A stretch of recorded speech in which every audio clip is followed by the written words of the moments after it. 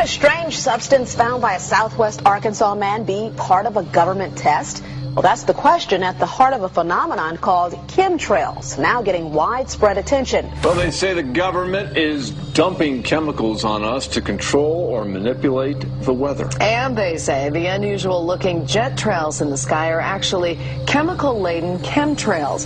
People say the government is up there in airplanes spraying all kinds of chemicals to change or manipulate the weather, leaving what you see there, and they call that a chemtrail. So what I look up there and I think are contrails, you're telling me are chemtrails? Yes, that a contrail would be dissipated by now. And it's interesting, Dale and Christina, this is of interest not just in this country, but European countries and, frankly, all over the world. A lot of folks interested in it. Well, Dave, you mentioned that climatologists and others who study the atmosphere believe that they'd be able to surely spot any kind of signs of an ominous plot. Our journey started in San Diego, California, where thousands of scientists, engineers, policymakers, and journalists gathered for the American Association for the Advancement of Science Conference. One of the topics was the artificial manipulation of the Earth's climate, also called geoengineering. During the meeting, scientists spoke about the plausibility of implementing geoengineering campaigns throughout the world under the guise of preventing global warming. One widely accepted theory was to block the sun by spraying something into the atmosphere. When they were asked about existing aerosol programs, they stated clearly that no such programs have ever been implemented. But strangely, these proposals sounded exactly like what people around the world are claiming is already happening. When I found out that the American Association for the Advancement of Science was going to be held down here and the main body of topics would be on geoengineering, I had to come. I had to be in on this. I had to hear what these top climate change scientists had to say. And that's the other question about chemtrails and whether geoengineering is being deployed right now without our knowledge. I don't have any personal insight into that, other than to say that I worked in government at pretty high levels in the White House and at state government. I'm personally skeptical of that. But obviously, you never know what you don't know. Chemtrails. On the internet, they are cited as proof of the government creating clouds to combat global warming. They claim the American government, with the secret approval of the national government, is covertly using jet aircraft to spray population centres with aluminium, with barium, and with strontium so as to reduce people's humidity and reduce the global population. I'm always a little bit suspicious because the government doesn't seem that capable to do something on such a large scale.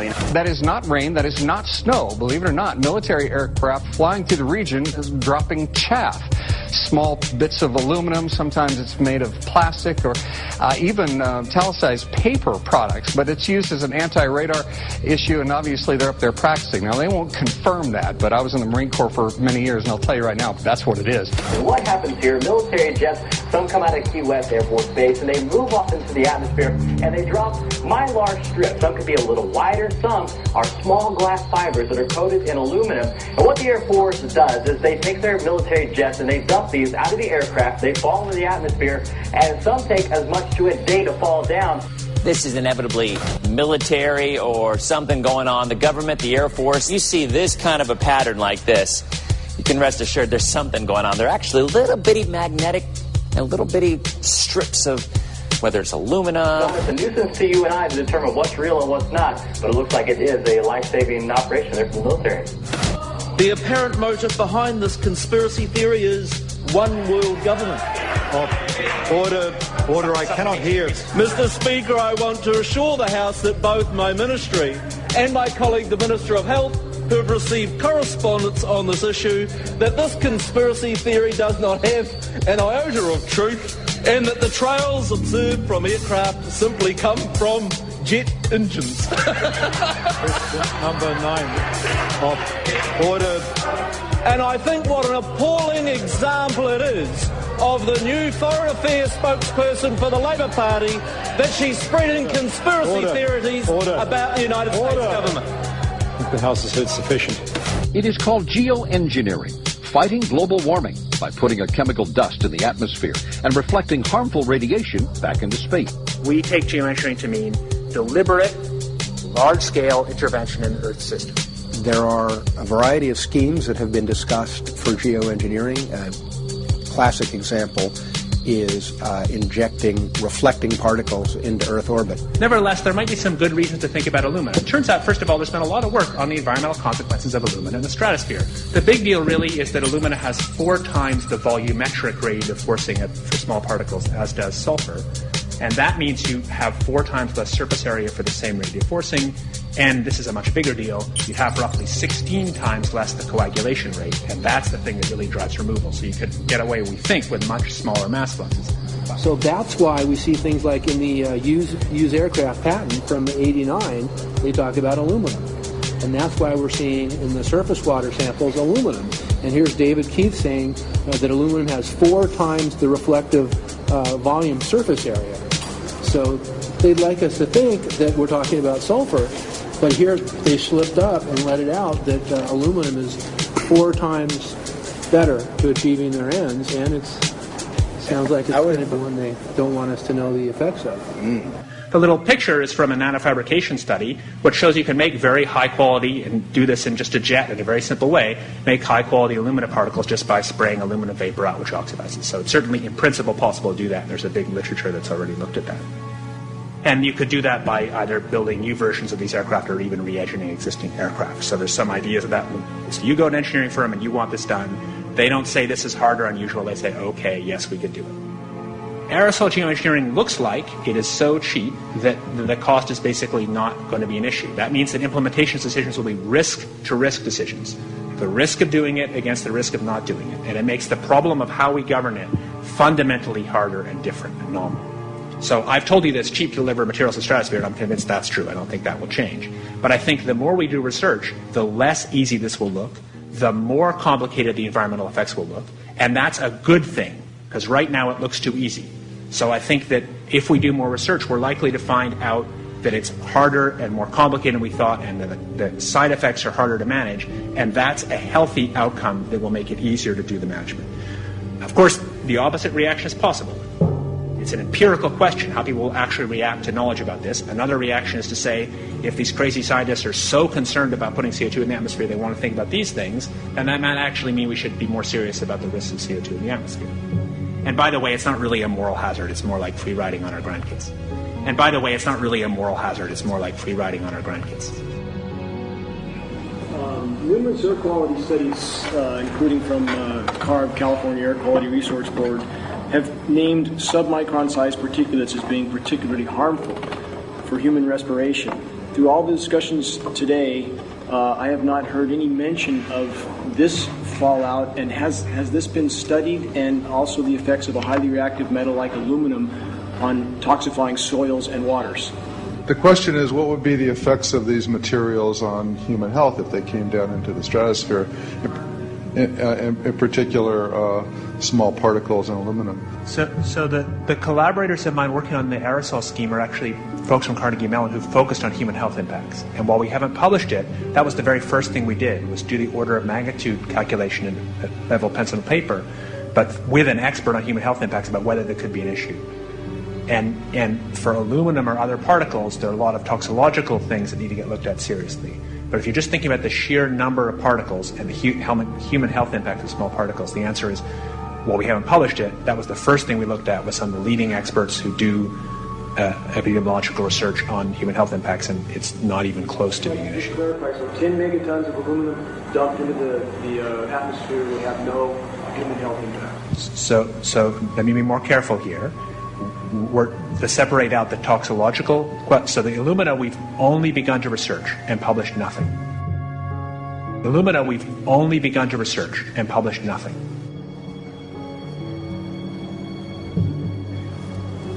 Dane looked at him and he said, so you're telling me that spraying 10 to 20 megatons of aluminum, as you said, would have no human health effects? He took a deep breath and he swallowed and he said, let me be more careful here. We haven't done anything serious on alumina, and so there could be something terrible that we'll find tomorrow we haven't looked at it. And that, for me, that was the whole main point of what is going to be coming out to the public. It's the damaging effects of aluminum that are being found around the world in massive amounts. Here's David Keith confronted on this very issue, and he looked, at that point like they just let the cat out of the bag. Mm-hmm. we haven't done anything serious on Illumina, and so there could be something terrible that we'll find tomorrow we haven't looked at. They're proceeding because they have an agenda that's separate from trying to thwart this crisis of global warming. You know, there's obviously several other objectives, whether it's depopulation, control, weapons aspects, communications aspects, all kinds of things, you know, wild cards that we know nothing about. We don't really know, and I'm not going to attempt to speculate on exactly what the agendas are, but we can see clearly the agendas are not benefiting mankind. You know, it's benefiting the agenda of the elite. And so I think the question is, how do you draw the line between some activity that is allowed and doesn't need global governance and activities that do require global governance? Dr. John Holdren has agreed to serve as Assistant to the President for Science and Technology and Director of the White House Office of Science and Technology Policy. I look forward to his wise counsel in the years ahead. My personal opinion is that we have to keep geoengineering on the table. We have to look at it very carefully because we might get desperate enough to want to use it. So what would we do if in year 2040 or 2060 there's a severe climate crisis, say widespread famines or Greenland sliding suddenly into the ocean, that the only plausible way in which we could start the Earth cooling this century is to directly intervene in the climate system, say by putting particles in the stratosphere? We do stuff in the stratosphere all the time, of course, and so it's not as though the stratosphere is absolutely pristine. But you don't want to have people going off and doing things that involve large radiative forcings or go on for extended periods, or for that matter provide lots of reactive surfaces that could result in significant ozone destruction. You know, maybe I'm putting a particle into the atmosphere because I'm trying to make money, or maybe I'm putting a particle into the atmosphere because I'm engaging in scientific research and trying to understand cloud physics, or maybe I'm putting this particle into the atmosphere because I'm trying to make it rain locally to seed a cloud and get more snow on our ski slopes. And this obviously raises all kinds of questions. It's hugely risky. It will likely negatively impact some people, but we might find ourselves in a situation where those risks seem worth taking. One of the things that really shocked me was in one of the breakouts they had the benefits of these programs and then the risks. Now the benefits, the one thing that was stated was the just cooling the planet. You know, some of the risks were ozone depletion, droughts in Africa and Asia. I got to tell you, I came away from this experience after listening to these scientists for 4 days of symposiums, really concerned because it's clear now that they are justifying, rationalizing, and looking to legitimize some really, really horrible impacts, further impacts on our environment.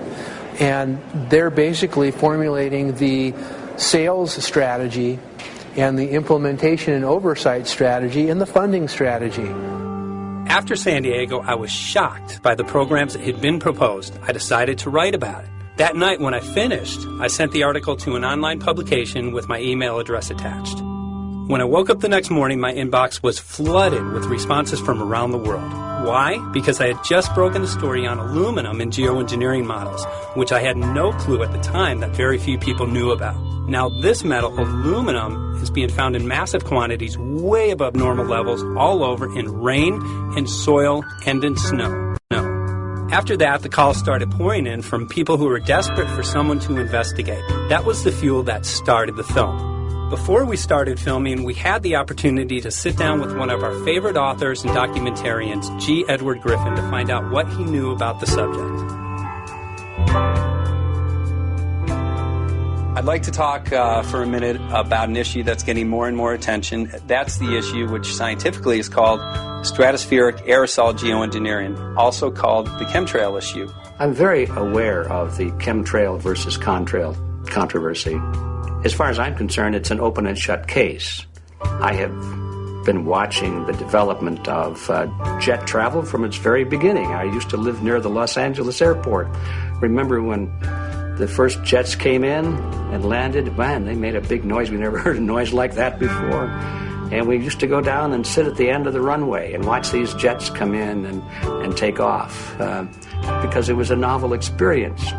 I've been watching jets all my life, and I know about jet contrails. I've watched them. They're vaporized moisture, ice crystals, and they get out there in the atmosphere, and then they effervesce and evaporate and then disappear, and you can see them.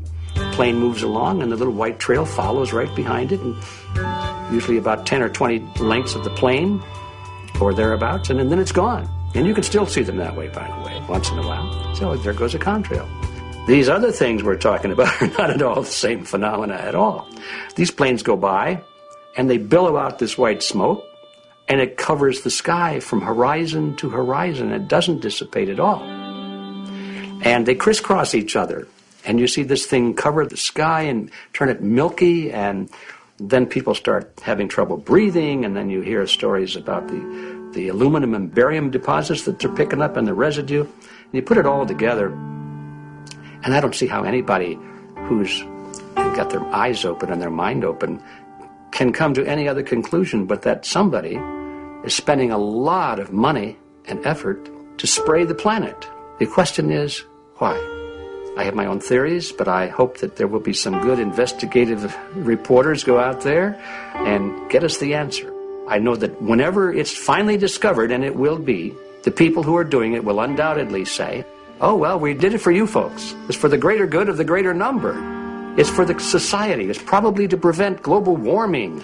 Or maybe it's to inoculate people against some kind of a dreaded biological attack. We can't go around shooting everybody in the arm, but we can spray them and save their lives. You see how good we are? We're doing it for the benefit of society. I know they're going to, whatever it is, they're going to say it was for your good or mine. Think if we had the ability to steer hurricanes, and the hurricane was going to slam into New Orleans.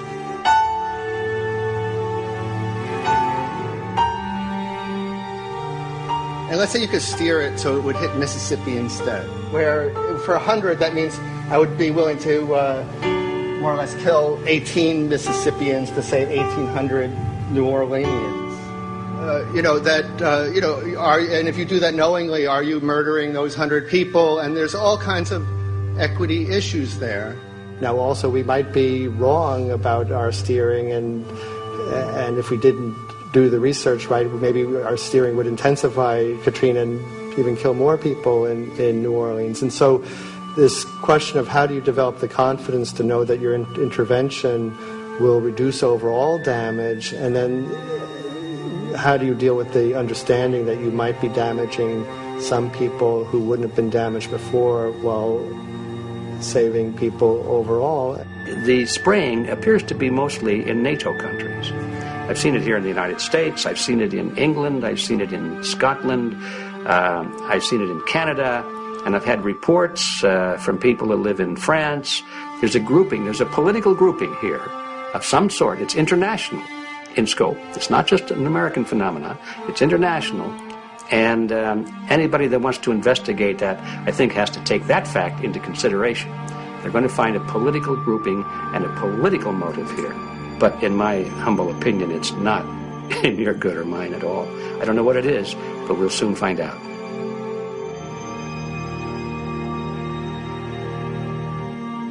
I'm sure that if you follow the old advice, which is follow the money, you'll come to the answer sooner or later. Soon we realized that we all shared the same need to get this information out there, to share with the public, to let people know what is being done. Ed felt so passionately about the issue, he offered to help us. Well, the main thing now, since it looks like the budget is going to be met, is to get it done well. We don't come off the tree knowing any answers at all. Yeah, we're not scientists. We're just asking questions, exactly. And we've got to be very skeptical about the answers. That's it's totally accurate, totally honest. Why can't people see this? They're not hearing it. They don't know that the facts are not being presented. We're very lucky, you know that? Look at this opportunity that's been dumped on us. I know. Opportunity. It's, well, this is it going to... Yes. This is going to be a battle, I know that. Challenge and a battle, but I mean, why are we here if it's not for that? We're going to short break with DJ Foxy. I go to get him all tomorrow, so it's going to be you for the moment. I'll call him again. So. Sounds good. I saw the sky crisscross with chemtrails, and I can't remember if it was in L.A. or I was on the road, but I had looked up one day, and I thought, look at that. That's not the flight path, man. That was a regular grid. Yeah. Over the city, and I couldn't believe my eyes. Milky white clouds. And, it all seems very obvious. And now the evidence of what we have on the ground with the aluminum, the barium, strontium, and with what we see in the patents and what the geoengineers say are going to happen, I mean, for the everyday Joe, this is a slam dunk. This is a very delicate moment for the powers that be because they're taking a covered-up operation like the tropospheric aerosol program or chemtrails, Project Icarus, whatever. It's had many names over the years. And they're making it overt into a geoengineering scientific shield to deflect sunlight because global warming's out of hand. So at this very moment, the belly of the beast is right above us with no armor. Whether people believe in chemtrails or not, the geoengineering should be scary enough. And when people learn about geoengineering, chemtrails will then become apparent because they're the same. So you're talking about global conspiracy here. Geoengineers propose doing this on a global level. Off to Redding, California. Guess this is the second step after the AAAF meeting. We'll see what we find.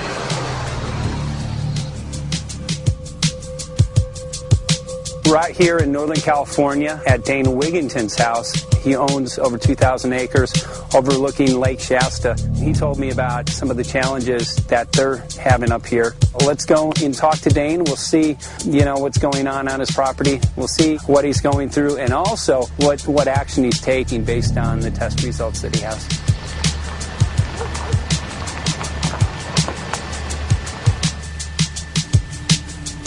As you know, I have a background in the energy fields. I worked in the first solar plants in the continental U.S. in the early 80s. My home was on the cover of the world's largest renewable energy magazine, so this is my background. My goal has been to alert the public there is a mountain of toxic material falling on us, period. Before about 5 years ago, our skies were typically blue, and now you see it's covered with lines and haze. And virtually nothing you see on the horizon, nothing you see in the sky above us is a natural cloud. I mean, it is virtually all the remnants of these aircraft lines that you see fanning out, spreading into clouds, artificial clouds. But the sky is a very dirty look to it. There's not the white cloud blue sky that we had only a few years ago, but it looks like there's some sort of massive industrial activity or forest fires burning over there. And we see that typically every night. You see, even down to ground level, the clarity drops off significantly, and we don't see that except for the days when we have these long, lingering trails that spread and cover the whole sky. And on certain days, you can see these trails actually dropping vertically like a veil. We assume the particulates are descending, and we have the test to prove that we are being inundated with levels of aluminum and particulates that are literally tens of thousands of times what would already be considered high. So we're not talking about exposure to a slight percentage higher of these toxic materials. We're talking about quantities, for example, off the side of Mount Shasta. If you can pan back, that's a landmark in Northern California, considered to be a pristine water source. Aluminum or snow sample off the side of Mount Shasta tested 61,000 parts per billion. This is just ordinary snow water, and people are drinking this stuff when they're hiking on the mountain. And remember, government action is required at 1,000. This is 61 times over the government limit, and our hikers are drinking this poisonous water on Mount Shasta Mountain itself. Barium, 83. Strontium, 383. So this summer, the people climbing are drinking poison. Basically. I certainly wouldn't want to drink 61,000 micrograms per liter of aluminum. And again, we've already seen in 5 years soil pHs in this area that have escalated 10 to 12 times, and we can prove that conclusively. Well, this is not speculation. We can prove conclusively that these metals have been in the rain. We have duplicate samples. Bachelor of Science in Forestry, International School of Forestry at Missoula. Master's in Zoology, specialized in aquatics. And 35 years with the U.S. Forest Service as a wildlife biologist. And before that, several years with the USDA Soil Conservation Service as a soil conservationist. Also have run the botany programs, range and grazing programs. And I continue that today. Right now I do a lot of master gardener consultation work. When I started this garden back in about 2005 or so, the pH here was 5.5, 5.6. This is the old soil survey of the county. You can look at the page right here. This is my soil right here. It's a Dietz 125, 126 here at my house. And here, the soil reaction pH should be between 4.5 and 6.0. And over there in the pure mud, it's even a little darker. It's 6.8 right there. And what can this do to plant life and ecosystems? Well, you haul one of these things out and you start looking at the little things that are crawling around the soil. A lot of times they aren't there anymore. The little soil arthropods that you can barely see on a microscope, you can actually see movement with this. Little tiny macroscopic, look like little moving pieces of dust. Those start to go away. They're not gone entirely, but they start to go away. This is black oak acorns. You know, this is pieces of cedar wood. You know, come on, folks. This should be very acid, and I'm getting 10 times higher than expected. There's something really wrong here. But you can see all those reports, lots of them. Have over 20 reports here. Well, at least 20. I'd say it'd be closer to 30. All revealing dangerous amounts of aluminum and barium. You know, the science is there that something funny is happening. And the naysayers say, well, so what? Isn't neutral good? Well, no, neutral's not good. Neutral is not good. If your soil is supposed to be 5.6, it should stay 5.6 if you want the forest to be healthy. And if you want to grow a good garden, you have to keep your pH around 6.0, 6.5. I think that we just need to wake up and just look at what's happening, because we can't just ignore it, because it's going to get worse and worse if we just keep ignoring it and pushing it away like, oh, that's nothing. There was mason jars, and they were brand new, sterilized, and that's what we catch the rain in. And then there was a HEPA filter that we tested the air with. Okay, so you caught rain and then you basically filtered air. What did you find? Aluminum and barium. Here's another test that's revealing 375,000 parts per million aluminum, barium at 3,090, and strontium at 345. Yeah, that's from a lined pond. With EPDM fish-safe pond liner. There is no chemicals, manufacturing materials at all in that pond liner that's available to the aquatic life. It's designed for that purpose. The well that feeds this pond has been tested and retested. ND, no detectable aluminum, 0. The only other place this pond can receive water is rainfall. We are located on a filtered, forested hilltop, miles and miles and miles away from any industry, highway, and so forth. After several heavy spray days, there was a film that we received formed on the surface of the water, and we tested that crust, and it was aluminum and barium. That after a year and a half's accumulation had 375,000 parts per billion of aluminum in it. It's literally toxic. We can say conclusively that what we see in the sky matches expressly what's outlined in numerous patents, and the materials on the ground match those patents. This material was not there 5 years ago. It is a recent phenomenon in the quantities it's in. It has escalated in some cases 50,000% in 5 years in the case of aluminum. From our original baseline reading of 7 parts per billion, which was already high, it has escalated up to 50,000% in 5 years. And we've seen profound changes in that time.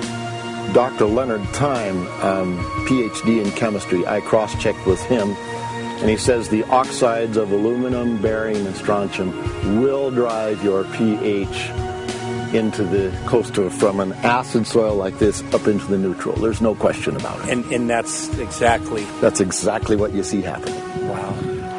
I have a doctorate in inorganic chemistry from Oregon State University, in which I was working with different metals and oxidation states, and then did a postdoctorate work at Brandeis, where I was working stabilizing off-oxidation states of different metals. The goal is to sort of figure out how everything fits in the dynamic equilibrium of life. I was working with Francis up in Mount Shasta, and he showed me some rainwater analyses that had to do with levels of aluminum, strontium, and barium in the atmosphere. So I feel the major toxin in these chemtrails is the aluminum. And from the levels we were looking in at Mount Shasta, this is totally, totally unacceptable. When you get to metals and biological systems, you're no longer talking about the bulk aluminum that people think about when they're drinking from soda pop cans and that. So once it gets to the aluminum oxide stage, it just forms a plaque within your arteries and shuts down life. When you take elements that normally aren't out in the environment and you start putting them in the environment, it raises some serious red flags. Aluminum is a very specific, nasty in biological systems. It takes that site and it never lets go, and it shuts down the site, and that's it. And so as you accumulate aluminum over time, it causes major neurological damage because it ends up as aluminum oxide that's essentially stuck in place and can't be flushed out by normal systems. At the core of everyone's condition, there's always some level of toxins. And aluminum is known to have cancer-causing effects. The half-life is decades. I think that we should be working on taking more of these toxins out of our environment instead of adding more toxins in. It's very concerning that if we add more toxins to our environment, that will be increasing the rates and risks of cancers. Even one patient is not worth it. So sad that they would consider putting aluminum in our environment to affect something when they could be causing so much more damage. Wherever the material is coming from, it is there. The amount of metal falling on us cannot be disputed. Absolutely, this is not speculation. The amount of metal in the last 4 years, as I said, have increased to a degree of thousands of times, and California Air Quality Resources Board has studied the aerosols from China. These metals are not amongst them. Mike, the reason I've chosen to focus so primarily on this issue is I feel all other issues are secondary. What could be a greater priority than not being able to walk out your door and take in a breath of air without sucking up heavy metals? If our land base is being poisoned, if our waters are being toxified, what will we have left to work with? Whatever we choose to focus our time and energy on, whatever our political beliefs, that this is a common ground for all of us. We must have air that we can breathe that's not full of toxic chemicals and metals. We must have water that's not completely laden with whatever is being emitted from these aircraft. And if people stopped to consider that the atmosphere is as thin as a layer of paint on a basketball, it is an extremely thin layer that allows life to exist on this planet. To simply treat it as a physics lab and experiment with it until it is broken beyond repair is folly of unbelievable proportion. And if people understood that this sort of experimentation not only is going on, but has been going on for a very, very long time. Going back 50 years, there's been countless climate manipulation, weather modification programs that the vast majority of the public is completely unaware of. And if they think that this is not true, that certainly that somehow they would have known if it was occurring, I would ask them to look at things like Agent Orange and the things that governments do because they can, because there's no one to stop them, because they have these huge military machines that want to control everything. And in fact, the government's own document, perhaps you may have seen, it's available to any online, is called Owning the Weather, an express goal of our government, and not just our government. He told the Associated Press that the American government has created weather tampering techniques so that the New World Order will be able to starve millions of Americans and control the rest. There is weather control techniques. Number one, the entire patents on the equipment. Number two, Senator Claiborne Pell's complete statement and story of his own that not only does it exist, but that we even utilize it as far back as the Vietnam War. Well, Murph, We're going to do what we can. let's see what we can do. You got the scientists behind you. The scientists are with you, so at least this scientist is with you. I may not have $1 million budget, but I've got enough to show that something's dreadfully wrong. You got it. All right. So Arizona will be this Monday, the 21st. Senator Johnson up in Show Low. So we're going to be in the car hole a long time.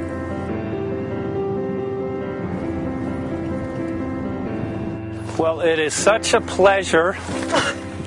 This is such a place back here, I'm telling you, Michael. But you know what? We love it. It's so private and it's so quiet and peaceful. And please come in. My name is Karen Johnson. I served in the Arizona State Legislature for 12 years. I was in the House for 8 of those years and in the Senate for 4 of those years. When you see a plane fly overhead, there's a trail that leaves the end of that plane, and it goes from one horizon all the way to the other as the plane flies across, and it begins to filter out and cover more and more of the sky in kind of ripples. It widens out and fills the whole sky. I mean, how could anybody think that that was the case? And then to live and to be underneath that and know that whatever is in that is falling down upon you and upon your animals and upon the earth.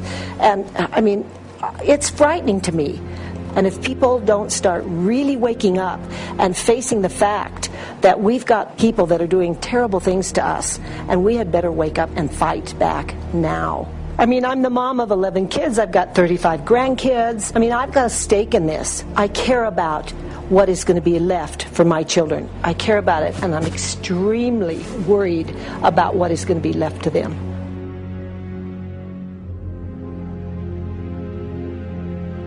Aluminum is toxic, and we know that it's accumulative, and we know that we're getting more. So we're absorbing it in the air, we're drinking it in our water, so we are accumulating more. So the thought of more aluminum being dispersed in our environment in the way that you mentioned is very frightening to us and very disturbing to us. Those of us who have done any research on this are really quite concerned that we are ill-informed about this issue, and mostly that it's being done.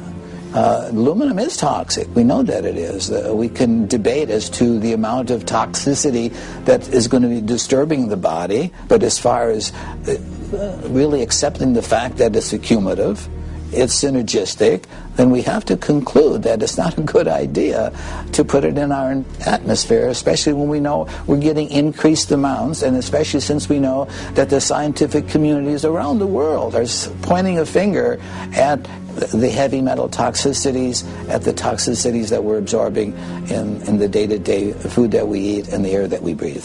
The concern is off the charts about why is this happening? Why is this being allowed to be sprayed continually all over the United States, all over the world? Who is paying for this? I mean, the incidence of Alzheimer's has just skyrocketed, which evidently has to do with an accumulation of aluminum in the brain cells. I mean, I think almost every family has been touched by a member as they get older having Alzheimer's. And it's a horrible disease. And to say that, well, this just came because people drank soda pop out of aluminum cans, you know, when my father passed away with Alzheimer's and he didn't ever drink soda pop, you know, that explanation doesn't ring true with me. And so I'm wondering, how much did this chemtrail spraying back in the Illinois area affect him? Aluminum and fine metal is an accelerant. Our friend who's a firefighter up in Pine, Arizona for 20 or 30 years says that the wildfires now that they're fighting are way beyond anything they've seen before in intensity. And when you look at the air samples and you see the fine particles of aluminum, which is very flammable, and magnesium settling on the trees, this is causing unprecedented savage wildfire.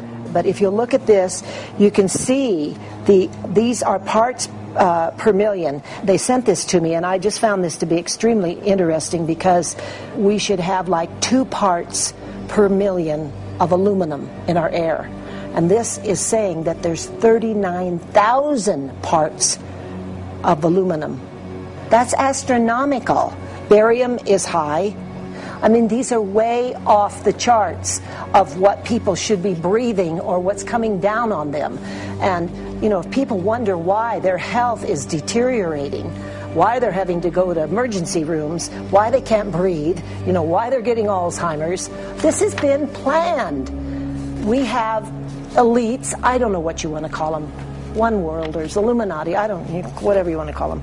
But with these people that don't care about the average person. They only care about themselves, their greed, their power, and if they eliminate, you know, 2/3, 3/4 of us from the planet, so much for the better for them, because then they don't have so many people to have to herd around and worry about. So this is a lot what this is about, and this is very, very alarming and scary. I mean, where is this stuff coming from, and why?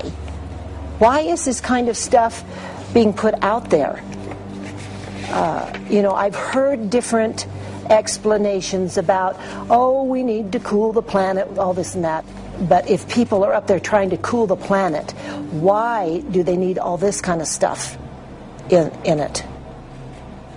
The explanations just never have really rang very true. And as I'm setting up the equipment, she looked at me, she said, all these trees here are dying. And I said, what? She says, all these trees in here are dying.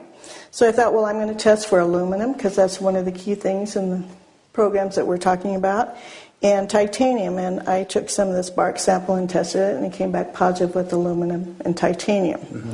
Then I started traveling around California, noticing the same thing. In Lake Tahoe, there was a lot of the same type of bark, all through Sacramento area and Davis. Just about everywhere I went, I was noticing this silver white bark. What I think is happening is these chemicals are getting down and destroying the roots. And then as they come up, they're going out into the bark. Those 2 right there are the ones that are just, it just hurts so bad to see these 2, because look how old and big they are. We probably lost 40 trees right here on our 10 acres. Every week, every other weekend, we'd see another tree that was beginning to die. And I mean, it's just so sad, we'd just cry. And to think that that might have something to do with it, along with their other explanations, would really, really frost me. Every time you lose a tree, you know, it's not good, it's just sad. And there's another one over here in this little group of trees here. Don't you feel better when you stand up and fight than if you crawl down in a little hole and go to sleep? You know, I mean, my gosh, people, your families are out there, children are out there, your grandchildren. I mean, you've got to do something to help.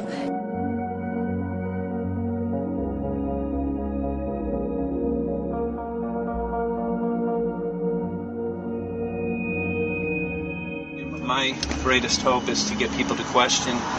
And hey, if they don't wake up while we're there, I'm hoping to plant some seeds. We're going to the most beautiful place on the planet, Hawaii, to see what's going on, collect some data.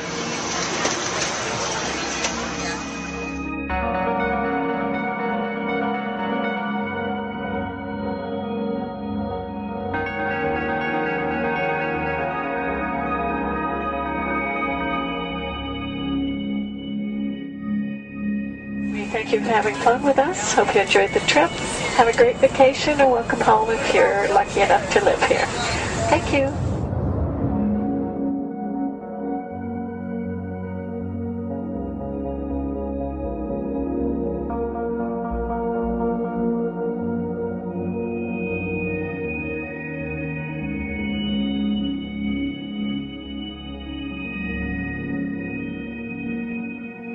the whole valley's off the grid, so it's either solar, wind, or generators. Look at this, man. Yeah, their mind can't even conceive of it. Right. Yeah, right. Even coming here, and one would never think, you know, in paradise that it's getting destroyed. And they're doing it island style. They do it off the island, right? They do it off the island, so they don't, you know, you don't see the chemtrail airplane. The theory is that they're spraying the ocean, offshore, and it's coming in on the... And it's coming in. Now these are coming from the west. They're also spraying on both sides today. A lot of this stuff is actually chemtrails coming this direction. There's material that's blocking. We should be able to see to the horizon, you know, where the Earth curves, because we're high enough and we have the ocean, right? So we should be able to see. We should be able to see the Big Island. It's only 30 miles away.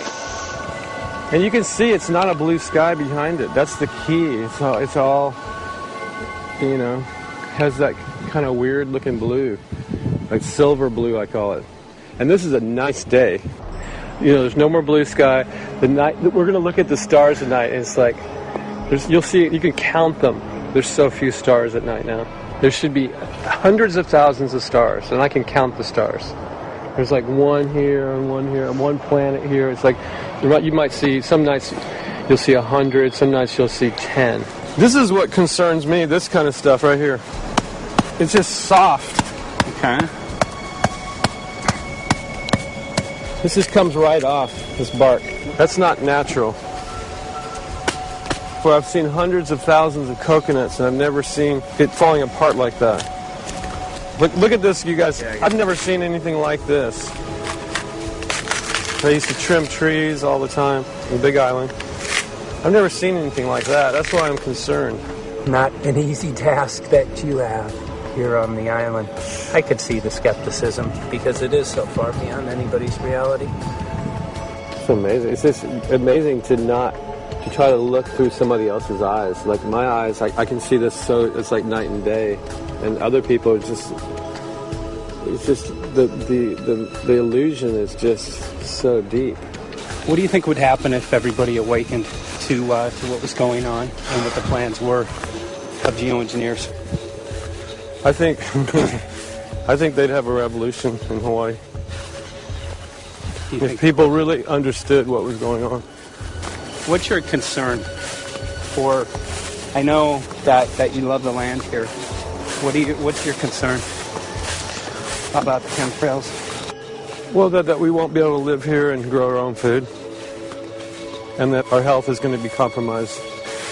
You think it already has been? Yes. And the thing is that they're doing it every day here, every day. So it's hammering, micro doses every day. And then, of course, it's getting in the environment, and of course, it's weakening the plants. And it takes a couple years for this to actually weaken the plant. So we're asking for GMO taro. We're asking for GMO papaya because we can't grow our natural seeds. We can't be sustainable. We can't truly, be here as God created us to be. So my friend convinced me to do a hair analysis on my daughter. So we went ahead and cut close to her scalp and got some really recently grown hair and sent it in. I was just sure that my daughter's hair was going to be so clean with the lifestyle that we live. And lo and behold, it came back and her levels were really high in aluminum. This is the chart here. This is the reference range, and this is where my daughter is. 23.1. Aluminum. The skies are covered with a white mist, and I look up at night anymore and I don't see the deep, dense stars that I used to, and I can't help but think this obviously has something to do with my daughter's health. I don't know where else these heavy metals are coming from. Yeah, I mean, look how old she is. Yeah. She's been isolated here. Here, and she's... here. Anybody looking at the situation would be like, this is paradise. This child should be like superhuman. Organic foam. And here you are getting all this heavy metal stuff. And she has highest level aluminum on the chart. Never had a vaccine either. Folks, these people are playing God. They are playing God. They're manipulating the weather, and they're spraying stuff into the sky. They are trying to geoengineer everything, including your plants and trees and your ocean. Well, tonight, we're just hoping that instead of not looking at it, you'll start looking into it, because I really believe from the bottom of my heart that we are in a real crisis. I really do. They are proposing dumping 10 to 20 million tons of aluminum into the upper atmosphere. What does aluminum do? It changes the pH of soils, which is toxic to plant life. Also, it's very toxic to human health. Are they doing it? Well, let me tell you about my experience and what we found. We have much evidence that not only suggests, but I believe prove that they are happening. Jeff, what's going on? And as I promised, we're joined right now by a very special guest, Michael J. Murphy, currently on location in Hawaii. He's working on a documentary film called What in the World Are They Spraying? Michael, welcome to the program. Great to speak with you today.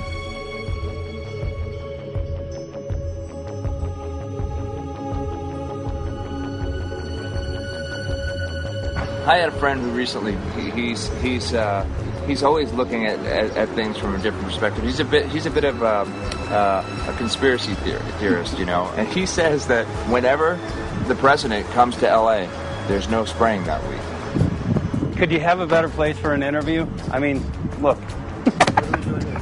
Well, this is being done over our farms and over our things. So basically, they want to eliminate our ability to eat organic food, have clean water. So in some ways, it sounds to me like, and you know, again, it's just a projection, but it sounds to me like this is control. How do we control the masses? Yeah. How can aluminum be good for you in any? And what was the second chemical you mentioned? It's barium. Barium aluminum. Obviously, those are toxic to everything. To human health. Yeah. To human health, to farms, to animals, to everything. 61,000 parts per billion. And there should be a government alert at 1,000? At 1,000, people are drinking this. People that climb the mountain, they're drinking that snow. It's poison. Oh my God, that's so disgusting. So that's 60,000 times above regulation. Exactly. 60,000 times above regulation. And I've talked to friends, and they're like, well, that's just ice.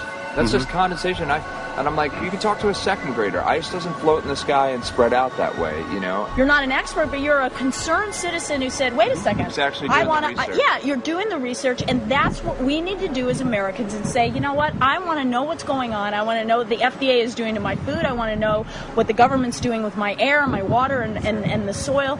And, you know, it's just great what you're doing, and I just, my kudos to you for bringing light to this subject. Put all of the theories aside, just what geoengineers are proposing and what's being found is scary enough. So we can just address that. And I encourage more people to just step up and ask questions and do what he's doing. So thank you, Michael, very, very much. Aerosol spraying aluminum affects everywhere, and we have a beautiful tropical climate which I believe might be in jeopardy. So we wanted to not only come and bring the message of what people were finding around the world, but encourage people to test for the aluminum, strontium, barium. Essentially, I think it was an effective trip. I saw a lot of people here in Hawaii, in Maui, awake and not only curious but willing to look into this deeper, and that's my only hope. This is one of the boldest moves, I think, from Ed Griffin yet. This is the taboo topic that nobody's supposed to talk about, and that is aerosol spraying. Now, we've got tons of documented proof of errant aerosol spraying. It just blows my mind that the whole essence of humanity has always been to look up into the sky and ask why. Though there are no limitations, there's endless space, an endless universe. Now, in the 21st century, we're not allowed to do that. Anyone who looks up and sees the giant grids and the X's in the sky that weren't part of our existence until just a decade or two ago is somehow called a kook. And the people that are the best and biggest proponents for the revolution and for liberty, they don't want you to talk about it because you could discredit them. It seems to be an industry that's being built up to milk the taxpayers by undergoing some kind of a giant global spraying program to make all kinds of money on the project, and they don't seem to care really what effect it has. They're not trying to experiment to see if humans can survive it or anything like that. They just want to get this stuff up. And then we discover, as we're going further down the line, that there are companies generating genetically modified organisms, seeds, modified seed crops they're being engineered to resist the aluminum in the soil.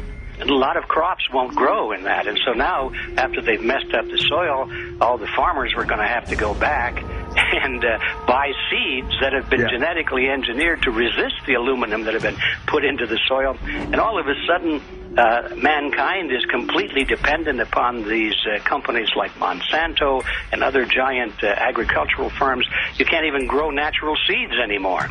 And we're looking at that. It's a shocking thing. I hope we don't find that that's true, but all the arrows right now are pointing in that direction. We get into cost-benefit analysis here because there's also HARP could be involved in this, geoengineering, as you guys mentioned, which is documented heavily in Dennis Kucinich's bill, that is the Space Preservation Act, which, by the way, I don't think got through Congress, and then Kay Bailout, as we call her here, Kay Bailey Hutchinson, also put together some legislation in order to qualify geoengineering, which, again, is supposed to save us all from global warming. But it is cost-benefit analysis because they can benefit on so many different levels. Ed, that's how they do everything, isn't it? That's right. And, there's an old adage, if you just follow the dollar, follow the buck, you get to the source of the problem.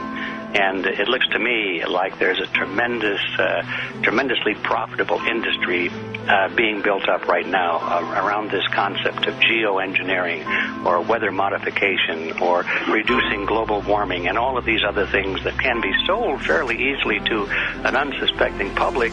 They all say, oh, well, that's good. We don't want global warming, And so they put up with this, and they don't question, they don't criticize.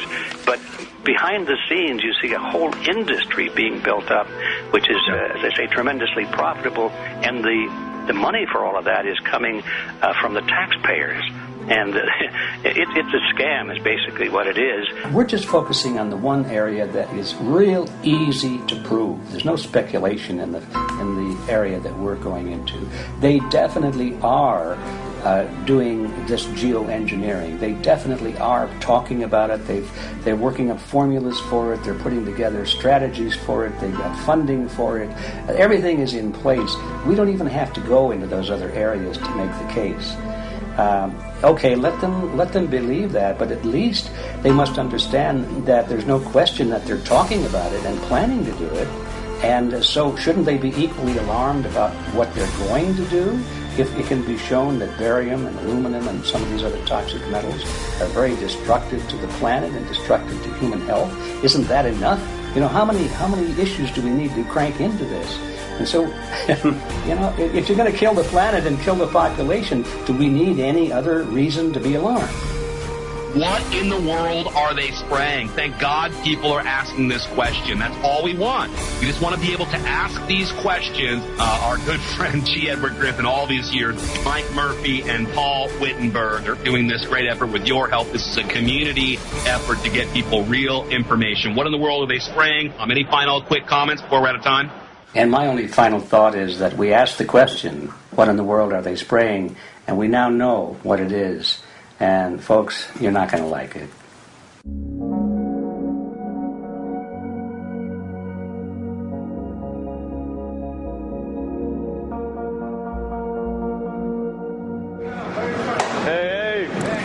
I'm Peter Vreken. I'm from Belgium. I'm 54 years old. I can't believe it myself. I'm a very happy and grateful person. We are doing the job the police, the Justice Department, or the Environmental Department should have been doing. And it's really essential that it's going to be a grassroots revolution. I think so. Because we are not fighting against, but for. Yes, we're fighting for. I was in the council for about 25 years and also a period as the mayor. So from that moment on, 10 years ago, everything started to change. I started to get a picture of what is really going on. And it became crystal clear to me that we, humankind, have been manipulated and dominated and exploited for centuries. So, and this chemtrail phenomenon made me angry because I was so helpless. You can decide what food you're going to eat, whether you're going to smoke, what water you're going to drink, what kind of life you're going to lead, but not with this phenomenon. Then you are just a victim. It's only a game. And there have to be good guys, and there have to be bad guys. And luckily, we are in the position to be able to play the role of the good guy who has the chance and the opportunity to overcome. 3 days that we shared with them, my heart just dropped because it was such a beautiful way to live and such a peaceful way to live. I left thinking, what's this going to be like in 10 years? Is everything going to be killed off on the property? And if it is, how are they going to get their food source? Are they going to have to take a class, and get certified by company XYZ? And what are the requirements for that? And that really is the end of freedom. I'm concerned about that. I definitely, I really am. Yeah. I learned to say everything is now as it has to be now. And everything is going to be okay. It's going to be all right. It's going to be okay. Yeah. Yes. I have this deep feeling that in the end we will prevail because we have the right on our side. The cosmos is helping us. And I have this strong feeling that we are being supported by entities and by forces we can't even imagine.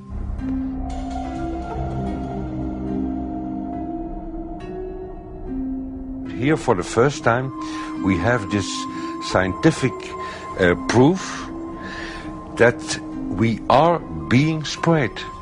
We are being spread, and it's incredible and it's hard to believe, but we are being spread. I think at this moment to stop is not an option. Once you know it and once you have a tool like this and an opportunity like this, that the issue of chemtrails or persistent jet contrails or whatever name you use for it, that this phenomenon is recognized as being real, publicly debated on. In the context of geoengineering, I think it's high noon to bring this to the public. This is what the sky is supposed to look like. These are old paintings. We forgot this, I'm afraid. In the years that I have been a medical research journalist, I have looked at many, many things, and I found the same three issues in whatever I'm looking at. And that is that we are being dumbed down, we are being made sicker, and we are being made infertile. Citizens gathered from around the world in Belgium for the first International Chemtrail Symposium. The event attracted leading professionals, politicians, and activists who discussed the health, environmental, and social implications of these programs. Today it's only going to be about facts, documents, figures, patents, licenses, everything that brings us to the truth. We have no other weapon against this vast complex than exposing and bringing their dark works in the light of the truth. We have the hope that by our efforts, more and more people will become aware of the fact that we are deceived by our leaders. So today, we, as a family, join forces with the people who publicly made known to the world that chemtrails are not a conspiracy theory, but a conspiracy fact.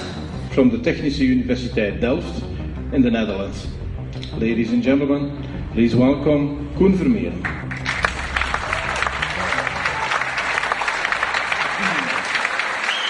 Well, I'm Koen Vermeeren. I'm a university professor of Delft University of Technology. Usually people are with their heads to the ground in their own two-dimensional space and they don't look up. But if you do, you see more and more spaces like this. And it worried me too. I have no explanations to our students about these phenomena. And then I studied it myself and I found out that I couldn't give them the answers they wanted, because I think that the phenomenon is not natural. It's not natural what is happening, and the explanations that are given to us are not enough for me. If you look at them from a scientific point of view, the first thing a scientist does is trying to explain something. Because I'm smart and my students are not as smart yet, so I have to give them answers to questions. But if you ask most scientists honestly, they cannot answer all your questions. If people are using climate control over our heads, I want to know about it. I want to know the consequences, I want to know the health impacts, I want to know everything. I need, as a teacher in my university, to give answers to my students. And they have good questions. And I don't have the answers. And I want to know. Excellent. And we should discuss this. Ladies and gentlemen, for here you in the auditorium and for all over the world, Michael Murphy.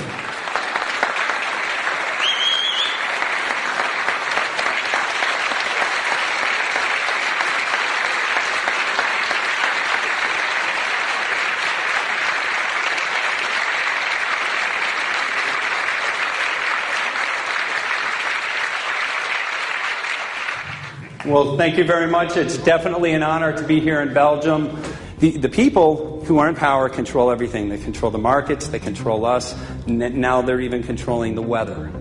And they can use that for warfare applications. The one thing that they cannot control is what God had originally made, and that's natural organic seeds.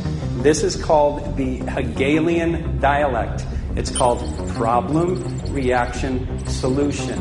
The problem here is massive amounts of aluminum, things starting to die. The solution is Company X that says, hey man, you're not getting yields on your crop. Everything's dying. But I got the solution. I got a seed that will grow in this environment. The only problem is now you have to start buying from me. We're a little concerned that maybe part of this agenda could be to kill off anything that's natural and organic and re-engineer it with aluminum-resistant GMO seeds. Many may know we just got back from a week of filming in Hawaii, and it was an incredible trip. A big concern for the people there is they're beginning to see softening of the coconut trees. But their concern is that these programs may again be part of a broader agenda to destroy anything that's natural and organic, so that the corporate redesigned GMO foods might be the only source of food for people. I didn't anticipate so many people, young and old, who are interested in this phenomenon and are concerned about it. And I especially liked the address that the young girl gave today. Only 17 and already making an address to the audience. That is, well, incredible. My name is Sofia Xenidis. I am 17 years old. It is quite scary to know that the air we breathe is not what it's supposed to be. That the food we eat and the water we drink contain traces of those substances which are sprayed out over all of us as though we were being poisoned like insects. The feeling that this is causing me are feelings of deep anger and rage. I don't want to be poisoned. I don't want to be infected with cancer. And I'm just so angry that this global poisoning can be going on such a massive scale, and not enough is being done to stop this crime. A clear answer to one question. Are we being sprayed? Have we been sprayed? And is it their intention to spray again and again? What are we going to do about that? How are we going to deal with it? How are we going to stop it? I know the answer. There is only one person who can stop it. And you know it. You are. You are the person, the one you have been waiting for. We are magnificent, beautiful, godlike, divine human beings. Ladies and gentlemen, sisters and brothers, in this auditorium and in the whole world, thank you so very much for being present with us. And for now, please enjoy this anthem.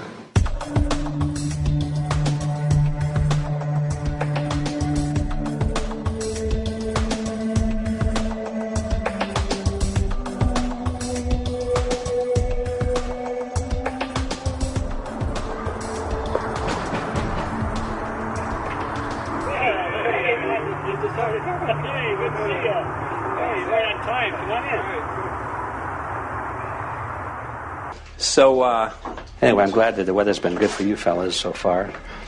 Just think if we were doing this in the wintertime, you might, if you're going to Washington, D.C., you might run into snow. Thank God we're not. That's right. You know, it's interesting because of the different weather modification programs. There's something like, I think, right around 32 in the continental U.S. alone going on. So the theory is that geoengineering is in part weather modification. You know, Mike, that's a very good point. There are so many subsets connected with this issue of geoengineering. People are writing to us all the time with information about the connection to global warming, the connection to weather modification. Some people think there's a connection with Morgellons disease. Others think it's kind of a means of transmitting electromagnetic impulses from the HAARP antenna system up in Alaska and Siberia. Boy, it gets your head spinning. And each area, I think, is worthy of investigation, but we have so little time. I think it's wise for us to stay focused on just the aerospraying and the toxic effect of these chemicals and the destruction of the planet and the damage to human health. What more do you need than that to convince people that we have to put a stop to it? So to stay focused, I think, is our mission on this one.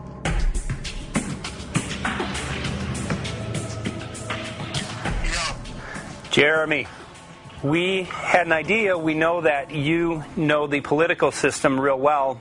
Our idea was this. We have a ton of data and information that we've collected throughout our travels, and you know, we really think a good way to end the film would be addressing this to elected officials, some of the senators. So we were wondering this, if you might be able to come and kind of help us out and perhaps show us the way in how to get this done politically. But it sounds like a really good idea, and I'm also going to get to in terms of researching who it is that we should really focus on talking to about this.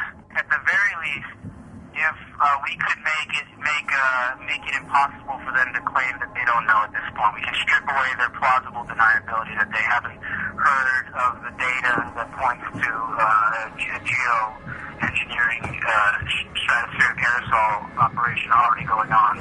At the very least, it should be very interesting to go to District of Criminality and put some people on alert. Yeah, you have a lot of enemies in Washington. That's where all the power comes together and the money, you know. So there are people there, I'm sure, that just don't want us to do this job. But I'm glad you're going, and you'll find out.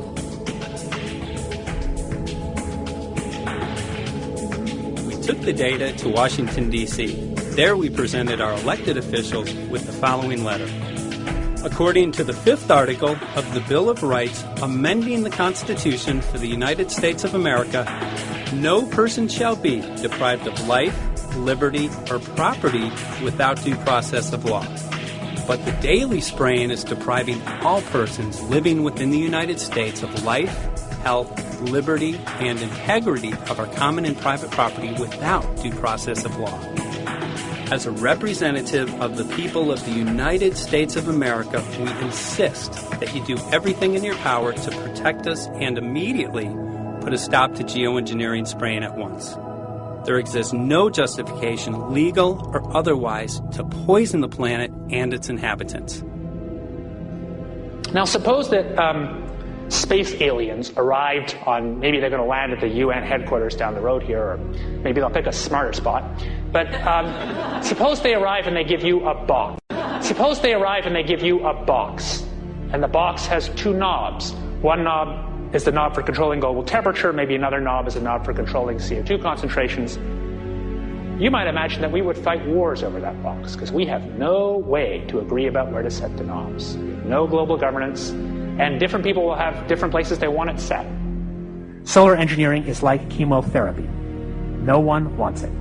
But we all want the ability to do chemo and to understand its risks, should we find ourselves with dangerous cancer. How long does it last up there? The lifetimes are years. What, years? A couple years. And then it what, precipitates out, or? Yeah, that's correct. No toxic side effects that we know of? The thing we always wonder about is the unknown. Yeah. So if you're thinking about, say, the acidification, it's clear that's not a problem. There's several studies that showed that. Right. But of course the concern here is with so little research, there may be some unknown that comes out of left field that bites us. My name's Mike Murphy. I'm a filmmaker in from Los Angeles. We're covering an issue called geoengineering. Okay, thanks, guys. Senator, a question about the issue of geoengineering. I'm afraid I don't know what you're talking about. And wondering if you were supportive of geoengineers' proposals of spraying 10 to 20 million tons of aluminum into the atmosphere. I should really get a briefing paper on it before I give an opinion. Oh, not a problem. Are you aware of the issue? Not completely. At all? Okay. Do you have a letter from constituents, and people have concerns? Yeah, We're making a documentary about the sea. I don't know. You guys have credentials to be here? Yes, we do. We pass through security as well. Endowed by our Creator. I think so. Please don't touch my property. You're lying. No, what did we lie? What did we lie about, sir? No, we're not. What are we lying about? Lying about what? It's a little unusual, huh? I haven't heard that. Okay. You're not aware of it? And it appears that these programs have already been deployed. You know, I haven't looked at that proposal, and so, why don't you let me review it? I can do that. Are you aware of? Actually, I'm going to go. Yeah. Let me go ahead and get that. I will take a look at this, and I will act accordingly. General, this program, this openly covert program of the aerosol spraying, stratospheric aerosol spraying, geoengineering, using tons of aluminum, spraying it up in the sky. I have no idea what you're talking about. Okay. Commonly called chemtrail survey. When you were the head of NEMA, did you see the aerosol trails? Mike Murphy, filmmaker in Los Angeles. Hi, sir. And we're covering an issue called geoengineering, and wanted to know if you're supportive of geoengineers' proposals.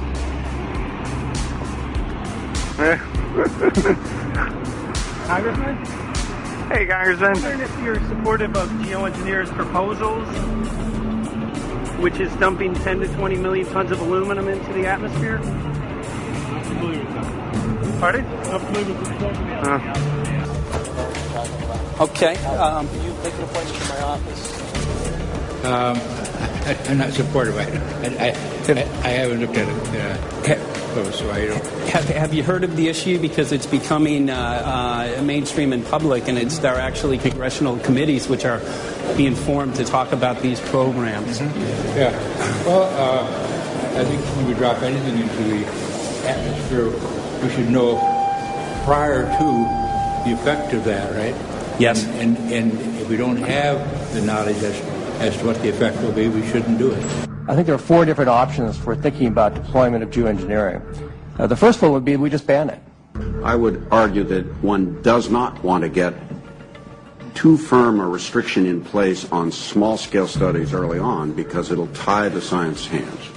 I think what the science community ought to be trying to do is say, you do small-scale stuff inside this space, and it's a scientific question what that space ought to be. There shouldn't be a lot of oversight and restriction. Congressman? Excuse me. Hi, I'm Mike Murphy from Los Angeles, covering an issue called geoengineering. These guys are running from the geoengineering issue. I wonder why. I'd have to talk to my staff. I don't know what your details on that are. Have anyone made you aware of the issue, or? Sir? Congressman, your committee talked about geoengineering last November. Are you in support of those proposals? I'd love to give you a paper. Geoengineering? You know nothing about the geoengineering issue? this. Never heard of it. They call it geoengineering, but... yeah, I never heard of it. It's nothing I've ever heard anything about. When we looked up in the air today outside, we saw this stuff going on. Quickly, have you heard of geoengineering? No. The proposal is to shoot 10 million tons of metals into the air. This committee, Science and Technology, covered it for the first time. No. No, I've never heard of it. So we were very concerned. How you doing? I'm fine. How are you? So what? We spoke with Congresswoman Watson's office, and her press secretary, Ms. White, was familiar with Representative Kucinich's Space Preservation Act, which mentioned chemtrails and the weaponization of the atmosphere in space, and then it was pressured to be taken off the bill. Did you see the aerosol spraying going on today over the Capitol? Congressman? Geoengineering carries with it a tremendous range of uncertainties, ethical and political concerns, and the potential for catastrophic environmental side effects. He's not one to do interviews very often, so not unless we usually really pressure him into it. Okay. So don't, all that is, don't hold your breath. As chairman of the Committee of Jurisdiction, I feel a responsibility to begin a public dialogue and develop a record on geoengineering. We want to know if you're supportive of their measures by spraying 10 to 20 million tons of aluminum into the atmosphere? No, I think we need to have more research. Okay. And about the issue of current deployment, there's literally a mountain of evidence that many people believe proves the deployment of these programs. Any knowledge of that? No, there's certainly not a mountain of evidence. But I do support research into geoengineering, and I also support looking into the international governance of that. Okay. I hope anybody that has studied it knows, at least I think, that it's a radical proposal, and I hope we don't have to use it, but there may come that point in time where we do. Now, if we could provide you with the evidence that suggests that these programs are and have been ongoing, would you be willing to address this publicly? We've had about 3 or 4 hearings on it. We have addressed them publicly. Well, not about the proposals, but about the current deployment of these programs. Citizens. I don't support the current deployment. I think we need to have more research, and they have consequences that go beyond one nation, and so I think that there needs to be governance to that. Governance is not simply an issue of deployment, but governance before deployment in terms particularly of large-scale scientific fieldwork. I concede that on this subject and in general, it's not popular to talk about global rules. And when these people started talking about the need for UN Security Council oversight, a supranational environmental security enforcement with a strong mandate by the UN, it really is clear that they're looking for a global power behind the manipulation of the environment. But I do think it needs to be sort of an international kind of treaty that does tie and bind all nations into a common fate. It is a common fate. And unfortunately, it's not just big governments that could do this. It is small governments. It is billionaires probably could figure, I'm going to save the world all by myself, and I won't bother to mention it. How do we decide when there's a planetary emergency? Whose hand is on the thermostat? How do we decide when to start it? There's no way to do that right now. And what if we do start doing it, and then by some problem with the technology or with the will, we can no longer do it? In a year or two, the aerosols will come out of the atmosphere and temperatures will shoot up at a rate much faster than it's going up now. And it's that rate of change that's hard for us to adapt to. So once we start it, we'll be sort of locked into doing it for a long, long time. And so with basically no end in sight. Boeing would pursue this to make a profit, right? I mean, the financial motivation to do this. Let's see. So let me not speak for Boeing. Is that allowed? Okay. Yeah, well, it is what it is. No, but someday, if the U.S. is going to decide to do this stuff, they're going to look to a company who can do it, and you want to be positioned. Boeing would rather get it than Lockheed Martin. So certainly we have an industrial base that helps the country take on technologies and large-scale challenges like national defense. And we do that both for a profit motive as well as, I think, as a national service. So I think it would be truly disastrous if you know, we discovered a few years from now that there was a black program that some government had stood up to sort of learn on the quiet how to do this. It's pretty clear you can cool the planet, but you will not and cannot bring it back to exactly the same climate state you started with. So you may or may not, and I expect we'll have a lot of back and forth about how useful it is to ameliorate the risks of climate change. I think there's a good evidence it probably is useful, but we don't know. But it certainly can't get you back to exactly the climate you started with. I think everybody agrees with that. Do you think you'll see deployment in our lifetime? Let me say I hope not. Al? I would agree. I hope not. I hope not. Okay. I see this as something like an evacuation plan. That you build big dikes, and maybe that's the emissions reduction to try to keep the flood from wiping you out. But that if that flood should come, that you'd like a plan for what to do in the event of that catastrophe. So I see these options more as a catastrophic response option and not as a way to reduce risk of everyday climate change. You would advocate mitigating consumption of beef as a means of accomplishing your objective? Yes. How would you suggest going about that? You can't. I mean, it's your job to decide what to tax and what not to tax. Obviously, if you wanted people to behave differently, you give them incentives and disincentives for behavior. But I'm sure that's the answer you wanted to hear, Mr. Smith. If only my time had not expired. Thank you, Mr. Chairman. Because there's literally aluminum and barium contamination found around the world, believed to be from these programs. Like, look, today over the Capitol looks like they're deploying some type of aerosol. Did you see it? No, I didn't, but good to see you. In a James Bond scenario, some rogue rich guy puts some airplanes in the air and sees the clouds. What is to prevent that? Okay, are you aware of the issue? You do it through the... Are you in support of those proposals? What if you're taking... I don't know anything about it. You're not. I've got a chair here. Okay, we'll give you a letter on that. Yeah, this is a letter from constituents. Okay, great. Excellent. And many people believe that these programs have already been deployed because mass contamination has been found. Geoengineering programs, stratospheric. Got it. Yeah. Spraying from airplanes. Okay. So what is happening, people from around the world are finding contamination. Let me take care of this and I'll talk to you when I come back. I'll be back in here. Thank you very much. We see that even though we might make the average temperature of the planet about right, the rainfall patterns change some from today. And some places become warmer and some places become cooler.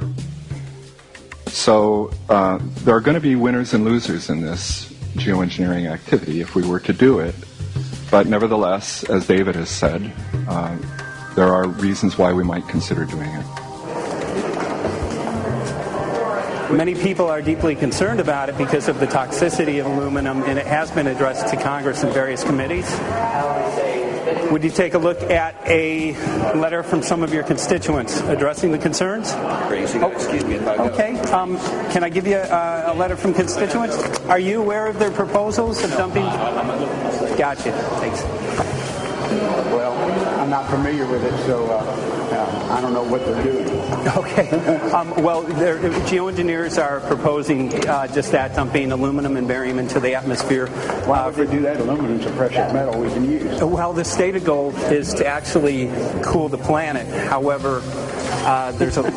Sounds strange. Right, exactly. So they're proposing dumping these metals into the air to block the sun, essentially. We're here to just find out what members of Congress are. I hope we would have a strong hearing on that before we decide to do that. I would hope so. And there's plenty of evidence that not only suggests that these programs have been deployed, because we're finding contamination of aluminum and barium on the rain, snow, and soil. Okay, thank you. Thank you.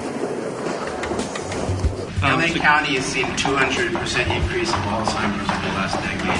Tons of ground and water samples showing high levels of aluminum all around our state. Why don't you give me all the information you have? I have some very good people I will assign it to. And if you get it to Mr. Lavelle, He's got my card and send me an email. Lavelle.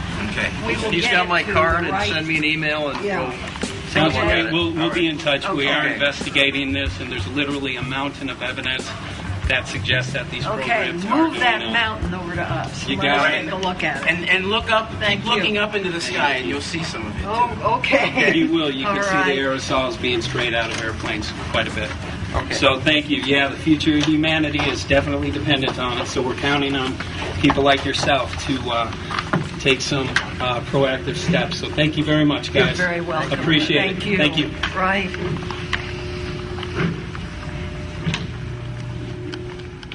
A lot of Congress was running down the hallways to avoid answering any questions, looking for doors in the hallways. So apparently the war is against all of us, and we're all in a hostage crisis. People who took an oath to uphold and defend the Constitution are not only know this is happening, are participating in this. And all of us have a duty to stand up and speak out about it. Why is the water being contaminated? Why is the soil being contaminated? Why are aluminum-related diseases going up? And it's affecting all of us, and thus we all have the duty to stand up and speak out and get educated and stop this. For our own sake, for our children's sake, it is a crucial moment in history right now. As human beings, we need to decide whether to live on our knees while being sprayed and poisoned every day, while being under a continual threat, or whether we are going to stand up and live as free human beings and seek truth, justice, peace, and freedom for all of God's children. So as you can see, we're ending our film here in Washington, D.C. We've made many public officials aware of this. Most of them either denied any knowledge of this, or they simply were unwilling to address the situation with us. So as you can see right behind the White House, we do have aerosols behind us. The spraying has continued. What is the solution? Is the solution here in Washington, D.C.? Clearly, this is one of the solutions, but the solution is not only here, the solution is within you. This issue affects all of us so deeply. So you need to look inside. Please get active, get involved, start spreading the word with growing awareness. About 90% of the population, we believe, is unaware of this issue, which means 90% of the people who normally might do something if they knew are not doing anything because they are unaware. So please look into your heart, use whatever skill you have to get the word out. The future of humanity is dependent upon it.